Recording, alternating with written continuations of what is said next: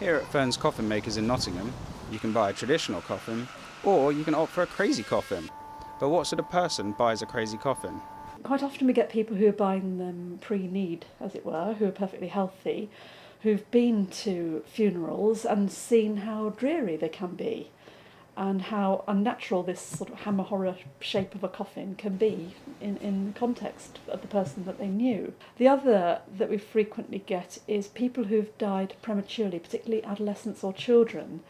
Their parents don't like the idea of them going down in what one auntie said was an old man's coffin.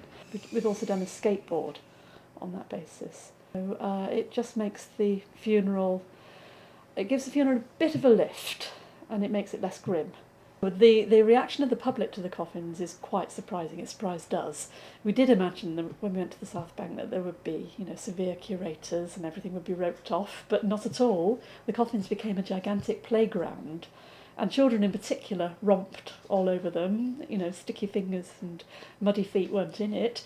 Not only did they romp all over them and clamber into them, but they also pushed them around. Quite a few of them are on wheels. So we took a few of the owners of the coffins into the exhibition, and one owner was really indignant because some children had picked up his airplane by its fin tails and were running around the room pushing it. So what coffin are they making now? But this one I'm working on now is much more intricate than all the others.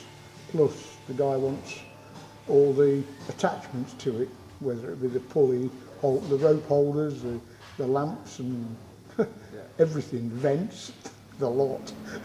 With an infinite choice of designs possible, we couldn't resist asking George and Ursula, what coffin design would you have?